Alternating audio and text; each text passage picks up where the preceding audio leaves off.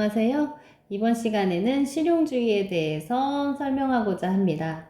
지난 시간에 실존주의에 대해서 배웠다면 이번 시간에는 현대에 나온 윤리사상으로 실용주의에 대해서 한번 살펴보고요. 실존주의와 실용주의를 한 장에 정리해보는 시간을 가지도록 하겠습니다. 실용주의는 미국에서 등장했던 하나의 윤리사상이었는데요. 19세기 말에 미국은 농업사회에서 산업사회로 급격한 변화를 겪게 됩니다. 산업화의 빠른 진행으로 과학적인 세계관에 초점을 맞춘 사람들과 그 다음에 그동안의 종교적인 세계관에 초점을 맞춘 사람들 등 다양한 윤리사상적으로 다양한 갈등이 발생하게 되었던 시기라고 볼 수도 있습니다. 이 과정에서 실용주의가 등장을 했는데요. 실용주의는 경험론을 계승하고 있고 진화론의 영향을 받아서 자연에 적응해 나가는 생물종의 하나로서 인간을 파악했으면서 환경 적응에 도움이 되는 지식을 강조하고 있습니다. 옳고 그름의 절대적인 기준을 강조하는 사상으로는 이 사회의 다양한 사회 문제를 해결하는 것은 불가능하다라고 해석을 했던 것이죠. 그래서 실용주의는요, 말 그대로 실용적인 것을 강조하는 학문입니다. 그래서 실생활에 유용한 지식을 강조하기 시작하면서 등장하게 되었습니다. 실용주의에는요, 크게 세 사람이 있습니다. 지금 보시는 화면은 비레인 교과서에 나온 하나의 그림을 갖고 왔는데요.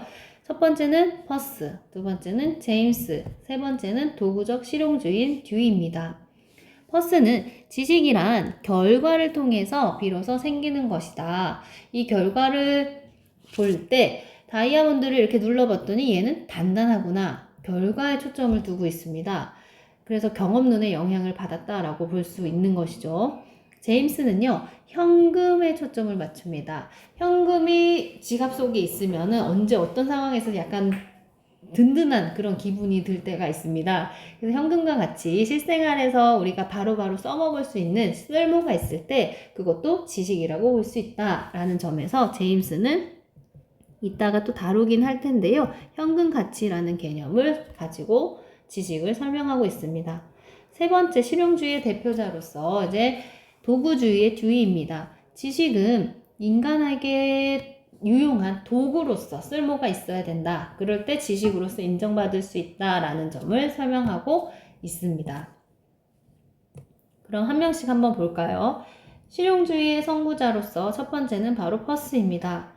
퍼스는 실용주의 경륜을 제시를 했는데요. 어떤 것이 옳으려면 그것은 반드시 쓸모가 있어야 되고 쓸모가 있는 결과, 성과를 만들어내야 한다는 원칙을 실용주의의 경륜이라고 합니다. 어떤 것이 진리가 되려면요, 반드시 쓸모가 입증되어야 된다라는 것이 퍼스가 제시하는 실용주의의 경륜이 되는 것이죠. 자, 두 번째는요, 제임스라는 사람의 실용주의입니다.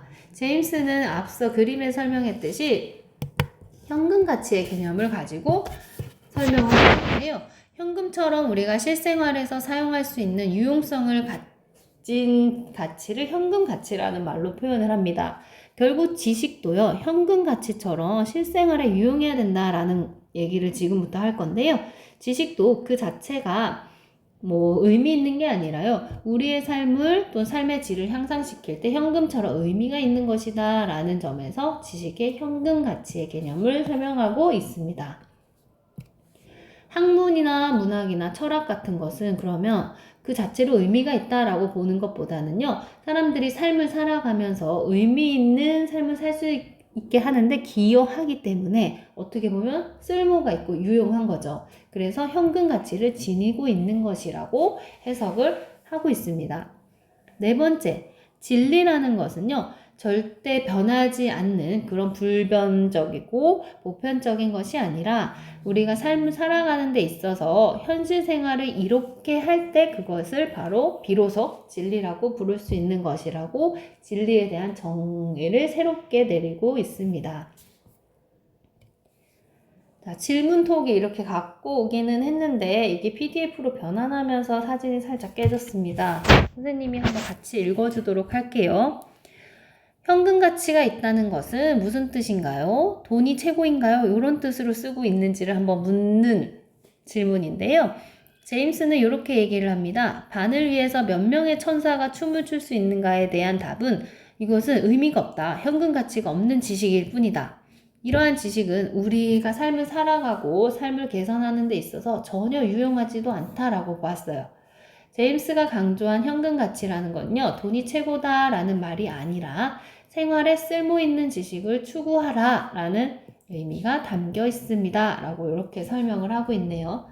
현금 가치를 중시했다고 해서 이 세상을 살아가는 데 있어서 돈이 정말 짱이지 또는 돈만이 최고야 라는 이렇게 물질 만능주의적인 발언은 절대 아니고요. 현금처럼 쓸모가 있는 지식을 추구하면서 살아야 된다라는 의미로 해석하면 될 것 같습니다. 세 번째는요, 존 듀이입니다. 실용주의 중에서도 실용주의를 제일 잘 발전시킨 사람이라고 볼 수가 있는데요. 듀이의 실용주의를 도구주의라고 부르고 또는 도구적 또는 이렇게 부릅니다. 도구적 실용주의라고 부르기도 합니다. 인간은 항상 삶을 살아가다 보면요, 우리는 문제 상황에 직면하게 됩니다. 그리고 이 문제 상황을 해결하는 과정에서 습득한 경험이 바로 학문이 되고 이론이 되는 것이다 라고 설명을 합니다. 결국 지식이라는 것은요, 보편적이고 그 자체로 의미 있는 게 절대로 아니라 인간이 직면한 문제를 해결하는데 유용하게 쓰이는 수단이나 도구 자체를 지식이라고 부릅니다. 우리가 그동안 소크라테스, 플라톤이 가졌던 지식의 개념은 보편적이고 절대적인 진리 이런 개념이었다면 존 듀이에 오게 되면요, 지식이란 우리가 문제 상황을 해결하는데 도움이 되는 도구라고 이렇게 정의를 내리고 있는 것이죠. 이런 관점에서 지성이라는 말도요, 과학적이고 실험적이며 실천적인 지적 태도를 지성이라고 해석하고 있습니다. 이런 것들을 강조하는 정치체제가 무엇이냐라고 본다면 민주주의이기 때문에 민주주의라는 정치체제를 강조하고 있습니다. 또한 듀이는요, 교육에 대해서도 일침을 가하는데요. 교육의 역할이라 보편적인 진리를 전달하는 것이 아니라 창조적 지성을 갖춘 바로 민주적인 시민을 양성해내는 것이 진정한 교육의 역할이다 라고 이렇게 딱 꼬집어서 얘기를 해주고 있습니다. 그럼 한번 다시 질문을 해볼게요. 듀이, 즉 도구적 실용주의에서 말하는 지식이란 첫 번째, 절대 불변하는 보편적인 진리일까요? 두 번째, 끊임없이 수정, 변화, 발전해 나가는 것일까요? 네, 여러분이 생각한 대로 듀이가 말하는 지식은요, 끊임없이 수정, 변화, 발전해 나가는 것을 지식이라고 부릅니다. 지식의 정의가 그동안의 고대 그리스 철학자와는 전혀 다른 의미를 지니고 있다라고 했죠. 이런 관점에서요, 듀이가 말하는 도덕도요, 정의가 다릅니다. 도덕과 윤리는요, 보편적인 것이 아니라 상황에 따라서 변화하고 그 자체로 성장하는 것이라고 봅니다. 즉, 고정적이고 절대적이고 보편적인 진리, 도덕, 윤리, 가치는 없다는 것이죠. 그런 의미에서 도덕적인 사람이라고 부를 수 있는 것은 그냥 그 사람이 완벽한 사람이란 그런 게 아니라요. 도덕적으로 어제보다는 오늘 좀 성장을 했고 오늘보다는 내일 더 성장을 하는 이런 사람을 바로 도덕적인 인간이라고 부를 수 있다는 것입니다. 그래서 존 듀이는요. 이게 결과를 보긴 하지만 이 결과가 하나로 딱 고정된 게 아니라요. 끊임없이 더 나은 과정으로 성장하고 이렇게 성장해 나가는 것을 강조했던 사람이라고 볼 수가 있겠습니다. 자, 그럼 지금까지 3명을 봤는데요. 이 실용주의 윤리의 특징은요, 유용성이라는 것을 가치 판단의 기준으로 제시하고 있고, 이 가치의 다양성과 오류 가능성을 인정하고 있기 때문에 관용을 강조한다라는 장점이 있습니다.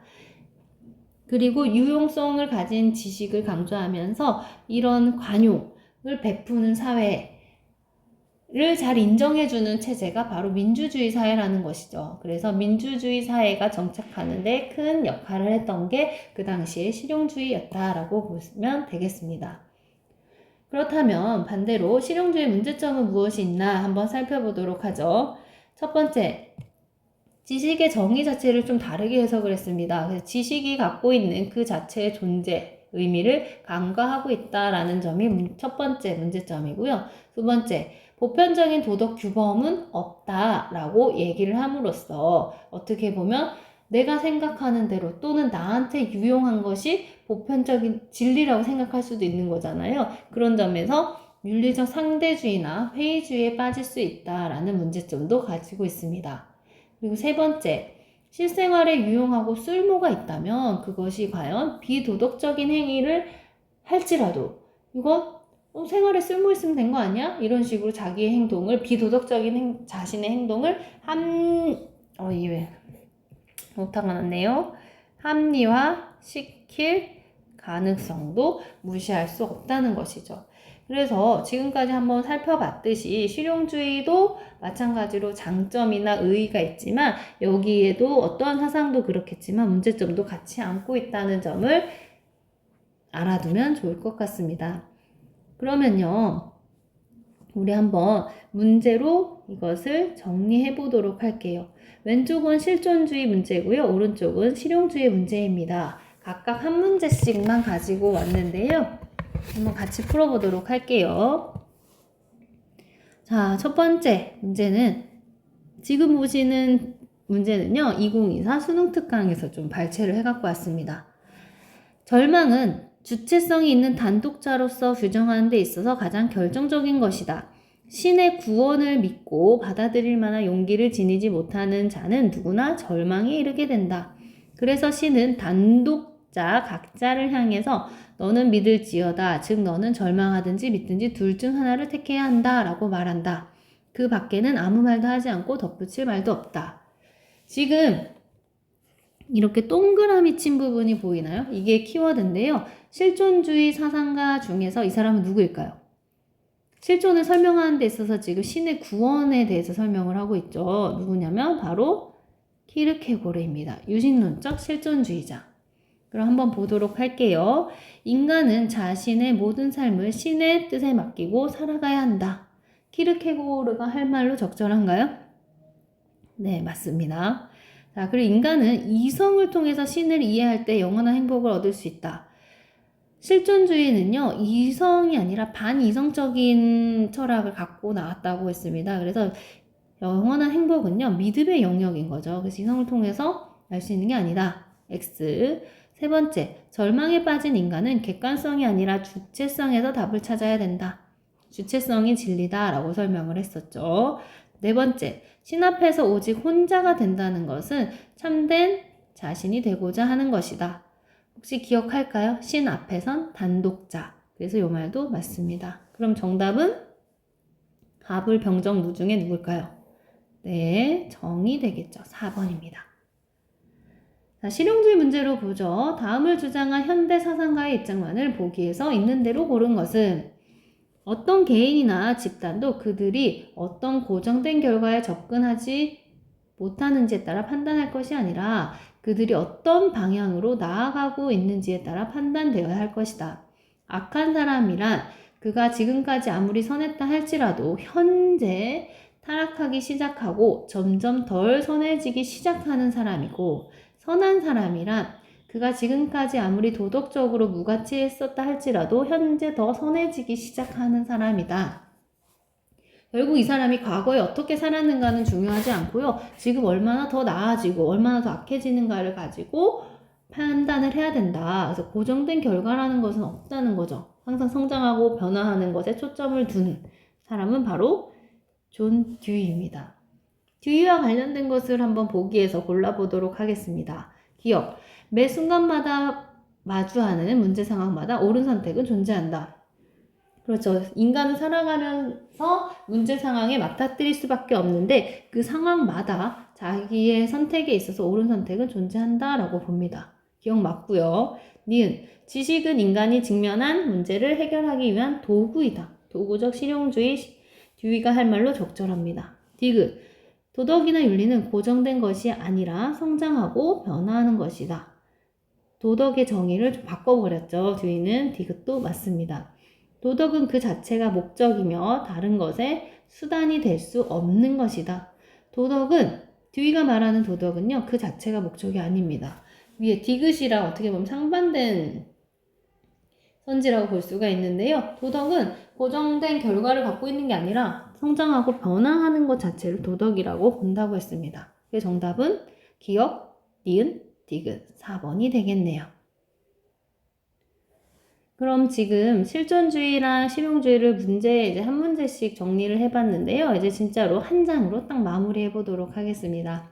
실존주의는 지금 현재 실존하고 있는 나 자신의 초점을 맞춘 사상이라고 했었죠. 대표자는 바로 키르케고르, 사르트르, 하이데거, 야스퍼스 있었습니다.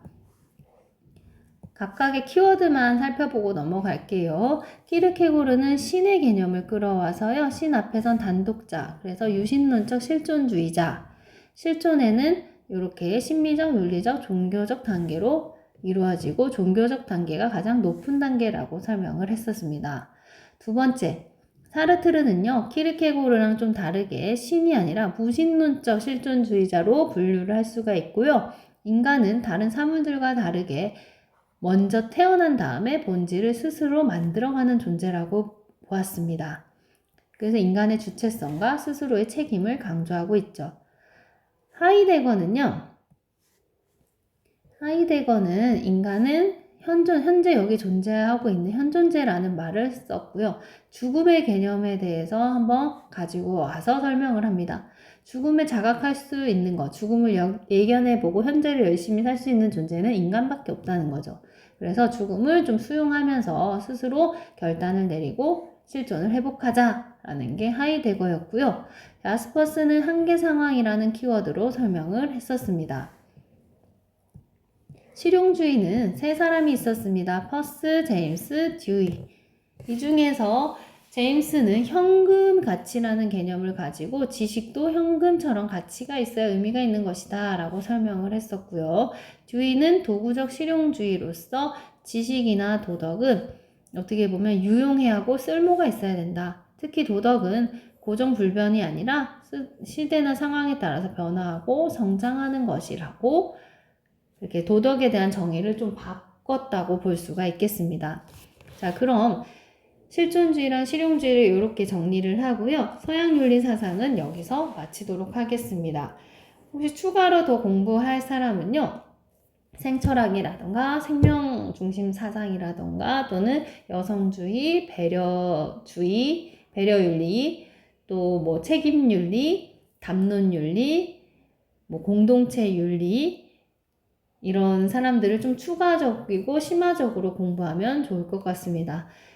수능까지 생각을 한다면 요런 요나스의 책임윤리라던가 뭐 덕윤리라던가 이런 것들을 좀 추가적으로 알 필요가 있죠. 그럼 오늘은 실존주의와 실용주의는 여기서 마무리하고요. 다음 시간에는 이제 정치 사회 파트로 가서 정치 사상에 대해서 가지고 설명하도록 하겠습니다. 그럼 우리 다음 시간에 만나요. 안녕.